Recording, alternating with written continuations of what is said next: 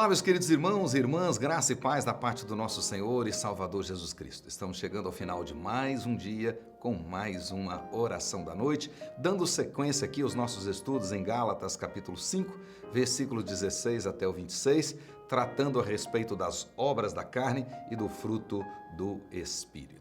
Na última devocional, nós estudamos sobre a longanimidade, ou seja, a paciência. Refere-se à característica da pessoa que não se desvia do seu propósito, da sua lealdade à fé e piedade, mesmo diante das maiores provações, sofrimentos e adversidades.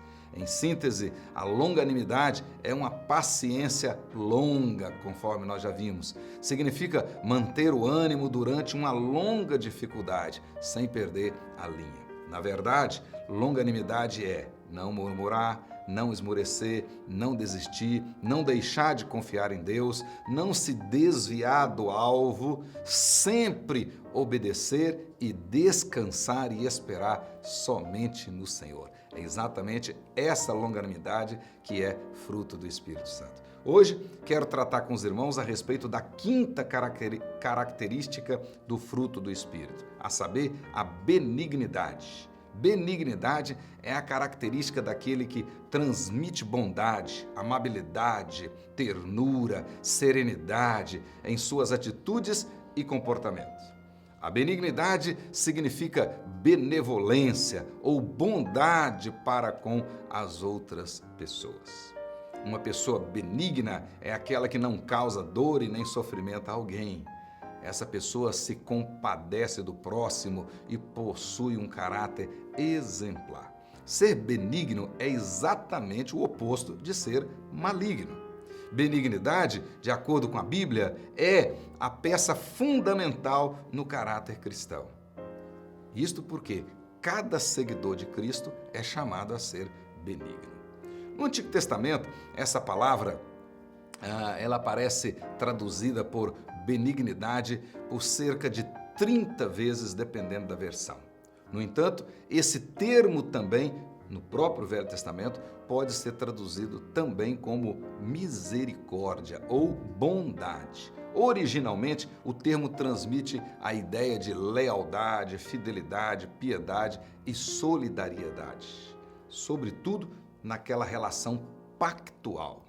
Também esse termo é usado para aplicar o compromisso de Deus para com o seu povo em face do seu amor incontestável. Por exemplo, Salmo 111, versículo 4, quando o texto diz lá assim: Ele fez memoráveis as suas maravilhas, benigno e misericordioso é o Senhor. Êxodo capítulo 20, verso 6, por exemplo, e faço misericórdia, e a palavra misericórdia aqui é exatamente a palavra para benignidade, até 1000 gerações daqueles que me amam e guardam os meus mandamentos. No Novo Testamento, a palavra significa basicamente benignidade, bondade, generosidade, benevolência, amabilidade e amizade. Ela é citada tanto em relação a Deus quanto em relação aos homens. Por exemplo, em relação a Deus, podemos ver Romanos capítulo 2, versículo 3 e 4, quando nós encontramos lá o seguinte: Tu, ó homem, que condenas os que praticam tais coisas e fazem as mesmas, pensas que te livrarás do juízo de Deus? Aí no verso 4, ou desprezas a riqueza da sua bondade e tolerância e longanimidade, ignorando que a bondade de Deus é que te conduz ao arrependimento? Lá em Efésios capítulo 2, versos 6 e 7, diz lá: Mas Deus, juntamente com Jesus nos ressuscitou e nos fez assentar nos lugares celestiais em Cristo, para mostrar nos séculos vindouros a suprema riqueza da sua graça em bondade para conosco em Cristo Jesus. A palavra bondade aí é a nossa palavra. E também lá em Tito, capítulo 3, versículos 3 e 4, ele diz assim: Pois nós também outrora éramos nécios, desobedientes, garrados, escravos de toda sorte de paixões e prazeres, vivendo em malícia e inveja, odiosos e odiando-nos uns aos outros.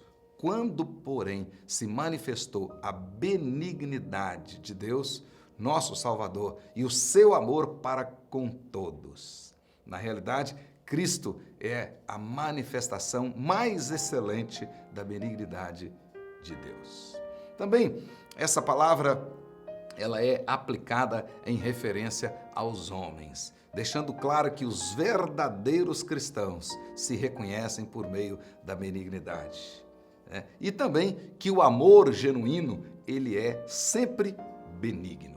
É o que diz lá 1 Coríntios 13, 4 e 2 Coríntios 6, 6. Aqui em Gálatas, o nosso texto, a benignidade é citada como uma das características do fruto do Espírito Santo. Assim, nós podemos entender que a verdadeira benignidade na vida do cristão, ela não possui origem no homem, em nós mesmos, mas sim ela é produzida pelo Espírito Santo de Deus em nós, que somos guiados pelo Espírito Santo. Então, de fato, a benignidade, ela é algo de Deus, é aspecto do caráter de Deus, atributo de Deus comunicado a nós. A benignidade é uma qualidade que caracteriza o verdadeiro povo de Deus. O profeta Miqueias, por exemplo, resumiu o que Deus realmente espera do verdadeiro cristão. Capítulo 6, verso 8, ele diz assim: Ele te declarou, ó homem, o que é bom e o que Deus espera de cada um. Que pratiques a justiça, ames a misericórdia, a palavra aqui é benignidade, e andes humildemente com o teu Deus.